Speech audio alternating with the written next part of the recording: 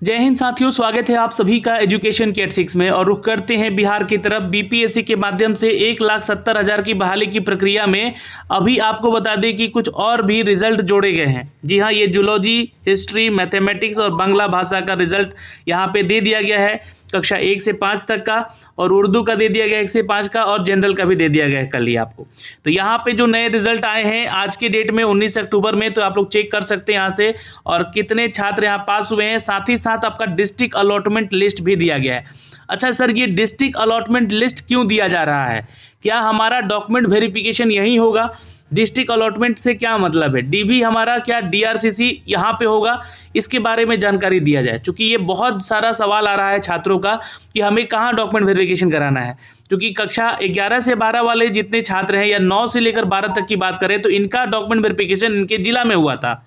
कहाँ पे? तो डीआरसीसी सेंटर्स पे हुआ था। ठीक है, तो क्या हमें वहीं जाना है या फिर हमें जो है डिस्ट्रिक्ट अलॉट किया जा रहा है वहां जाना है? तो इसको लेकर मैंने आपको एक नोटिफिकेशन पहले दिखाया था, ये देखिएगा जरा फिर से। ये एक प्रेस विज्ञप्ति आई हुई थी जो कि शिक्षा विभाग के द्वारा जारी किया गया था। बीपीएससी यानी कि बिहार लोक सेवा आयोग के द्वारा संचालित सब विद्यालय अध्यापक परीक्षा नियुक्ति के अनुशंसित अभ्यर्थियों हेतु ये सूचना थी।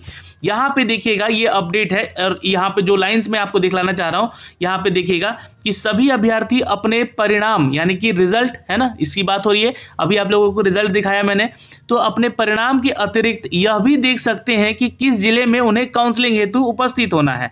यानी कि आपका काउंसलिंग कहाँ होगा?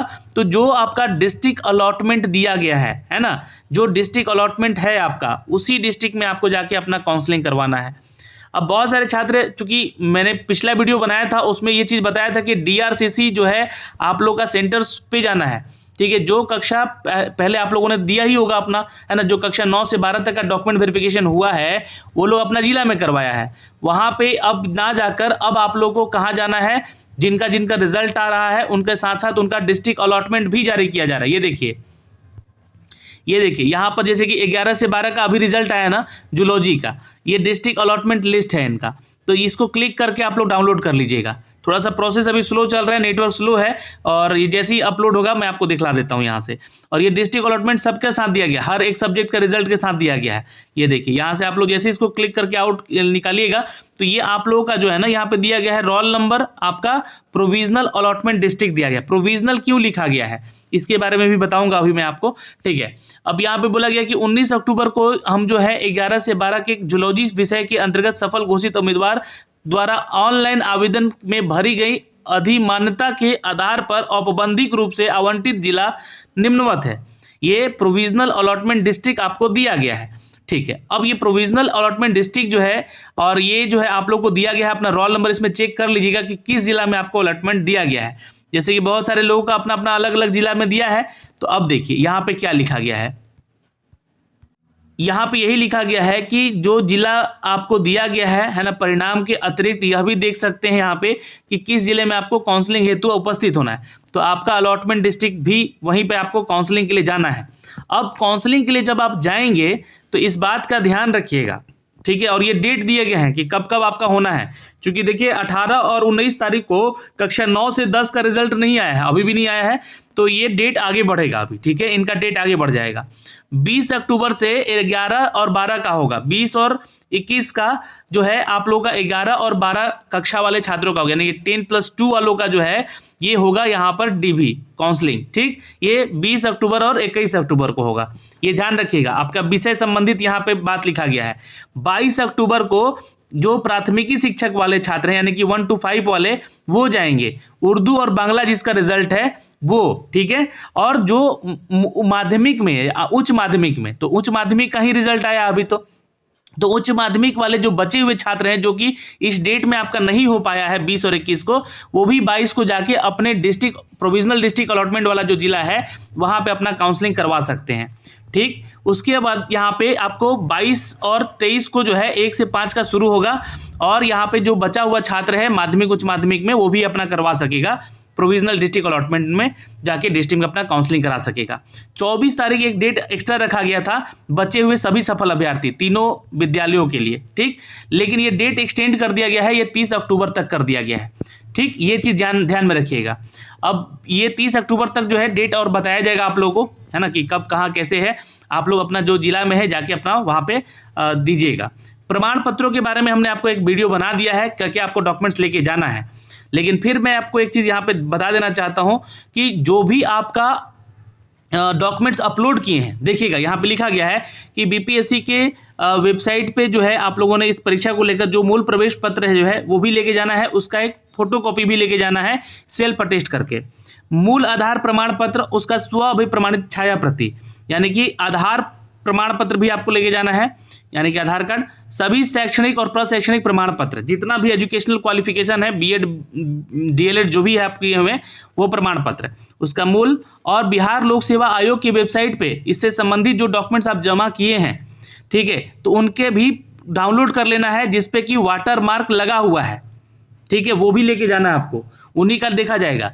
अब यहाँ पे एक सवाल और उठेगा कि सर जो अभी 18 तारीख से लेकर 30 तारीख का डेट दिया गया है कि उसमें सुधार कर सकते हैं, तो क्या हम अपना नया डॉक्यूमेंट्स इसमें अपलोड कर सकते हैं? तो बिल्कुल कर सकते हैं आप लोग यहाँ पे नया डॉक्यूमेंट अपलोड, ये ध्यान रखिएगा, ठीक है। जो गलती है उसी को सुधार कीजिएगा, और जैसे ही आप वहाँ पे डालिएगा तो उस पर जो है आपका वाटर मार्क लग के आएगा, ठीक है। उसको तुरंत डाउनलोड भी कर लेना है, क्योंकि आपको डाउनलोड किया हुआ जो है लेके जाना है, प्रमाण पत्र जो है स्व अभिप्रमाणित करके उसको वाटरमार्क वाला प्रति लेके जाना है। सीटेट, अब बहुत सारे छात्र बोल रहे थे कि जैसे कि अपियरिंग में आवेदन किए हुए थे, उनका रिजल्ट आ गया है, ठीक है, तो अभी वो अपना सीटेट वाला जो आपका सर्टिफिकेट है वो अपलोड कर दीजिएगा, है ना, जो डिजी लॉकर में आपका आ चुका होगा, तो अपलोड कर लीजिएगा और उसका प्रति उसका डाउनलोड कर लीजिएगा, है ना, उसको सेल्फ अटेस्ट करके ले जाना है वाटरमार्क वाला, ये ध्यान रखिएगा। पासपोर्ट साइज 3 फोटोग्राफ, मैं बोलूँगा 10 फोटोग्राफ लेके जाइए, वहाँ पे आपको काम आएगा। आयोजित परीक्षा में शामिल हेतु यहाँ पे जो है ऑनलाइन ऑफलाइन जमा किया गया है। आरक्षण का दावा जिस आधार पे किए हैं आप लोग, उसका मूल प्रमाण पत्र, कोई लोग ईडब्ल्यूएस से किया है, कोई लोग एनसीएल से किया है, एससी एसटी से किया है, तो उसका मूल प्रमाण पत्र, और जो आप लोगों ने बीपीएससी के वेबसाइट पे अपलोड किया है।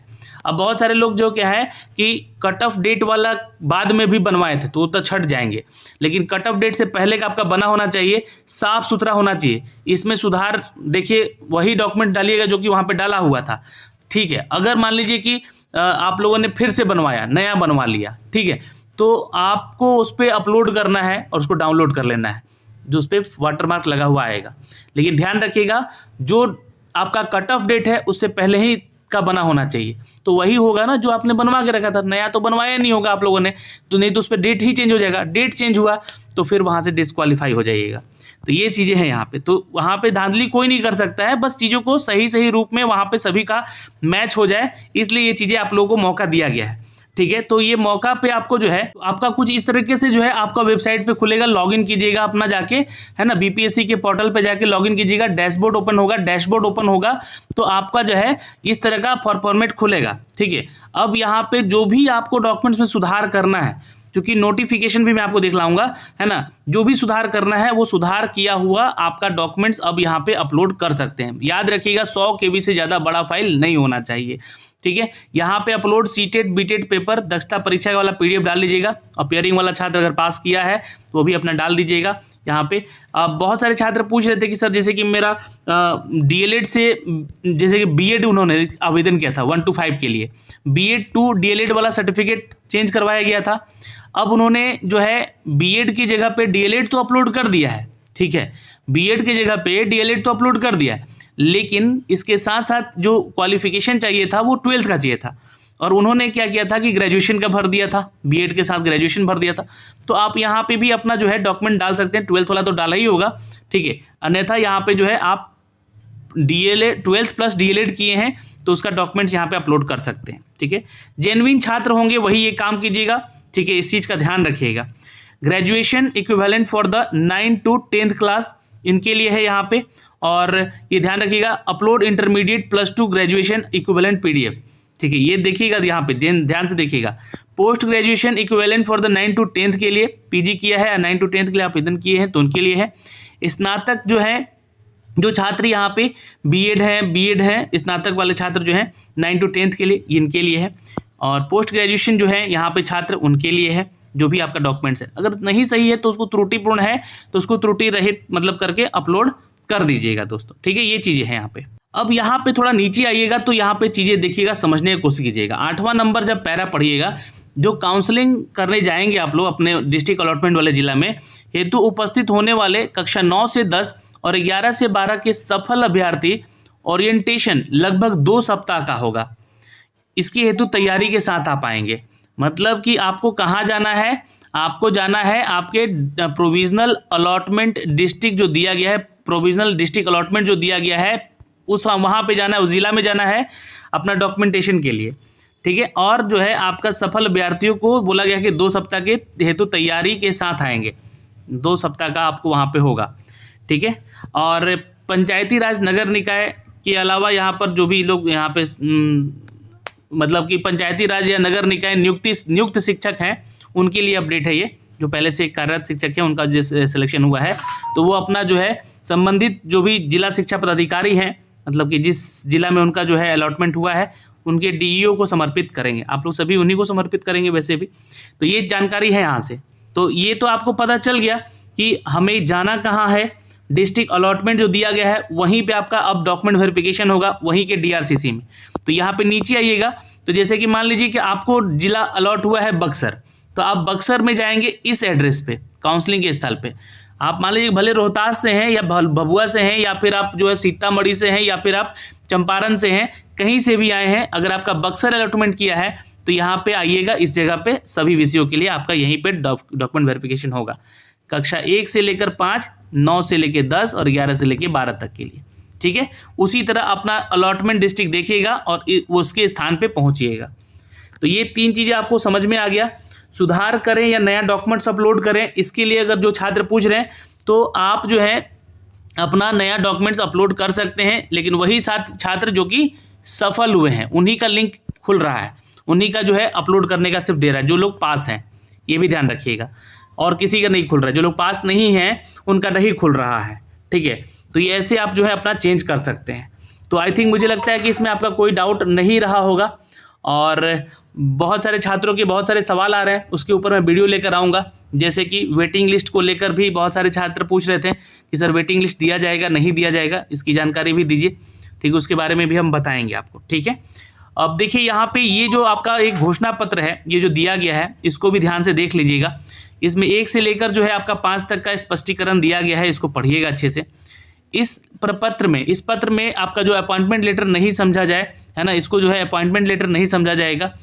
नियुक्ति पत्र जो होगा, अपॉइंटमेंट लेटर जो होगा, विभाग के द्वारा आपके प्रमाण पत्र और अन्य प्रक्रियाओं के पालन करने के बाद निर्गत किया जाएगा, यानी कि डॉक्यूमेंट वेरिफिकेशन के बाद। देखिए सफल काउंसलिंग के बाद आपको ओरिएंटेशन और एक्सपोजर हेतु किसी विभागीय संस्था अथवा किसी विद्यालय के संबंध में जो टैग किया जाएगा विद्यालय आपको, उस पर आपको जाके है अध्यापन संबंधी एक्सपोजर प्राप्त करना है। मतलब वहाँ पे आपको काउंसलिंग के बाद जाना है, ठीक। अब ओरिएंटेशन एक्सपोजर के बाद आपको औपबंधिक यानी कि प्रोविजनल अपॉइंटमेंट लेटर निर्गत किया जाएगा, ठीक है। आपका यहाँ पे जब ये एक्सपोजर हो जाता है तो आपको जो है प्रोविजनल अपॉइंटमेंट लेटर निर्गत किया जाएगा। आपको स्थायी नियुक्ति संबंधी जो नियुक्ति पत्र है आपके सभी प्रमाण पत्रों के जांच के बाद, डॉक्यूमेंट वेरिफिकेशन के बाद निर्गत किया जाएगा, ठीक है। तो जो आपका ओरिजिनल अपॉइंटमेंट लेटर है आपके उस अपॉइंटमेंट डिस्ट्रिक्ट में मिलेगा जहाँ पे अलॉट किया गया है, और वहीं पे डॉक्यूमेंट वेरिफिकेशन होगा, उसके बाद आपको नियुक्ति पत्र दिया जाएगा।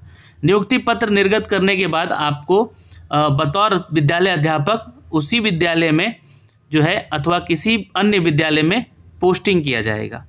तो आपको ध्यान रखना है जहाँ पे आपका जिस जगह पे आपका होगा डॉक्यूमेंट वेरिफिकेशन, वहाँ पे आपको सेंटर हो सकता है ना, कि अथवा किसी अन्य विद्यालय में, या फिर जहाँ से आप संबंधित हैं, है ना, आपका जहाँ आप संबंध हैं, यानी कि उस विद्यालय में जहाँ आप संबंध हैं, मतलब कि हो सकता है कि आपके ज़िले में भी हो सकता है या अन्य जगहों पे भी आपको दिया जा सकता है पोस्टिंग। यह भी स्पष्ट किया जाता है कि यह पत्र आपके द्वारा बिहार लोक सेवा आयोग के समक्ष स्वघोषणा आधार पर निर्गत किया जा रहा है। यदि आपके द्वारा समर्पित प्रमाण पत्रों में अथवा बिहार लोक सेवा आयोग के द्वारा अपनाई गई प्रक्रियाओं में आपके द्वारा बरती गई अनियमितता प्रकाश में आने पर विभाग के द्वारा उचित कार्रवाई भी आपके ऊपर किया जा सकता है और आपका अस्वीकृत कर सकता है। तो अनियमितता ना बरतें आप लोग वैसे तो, ठीक है, कोई गलती ना हो, इस बात का ध्यान रखिएगा। तो ये सारी जानकारी है दोस्तों यहाँ से जो कि हमने आपको अपडेट किया है, जो कि आप तक साझा किया है। इस वीडियो को लेकर सारी डिटेल हमने आपको बताई है जो आपके डाउट थे, लेकिन आपके और भी जो डाउट हैं उसके बारे में जरूर पूछिएगा, वीडियो बना के आपको अपडेट किया जाएगा। जय हिंद।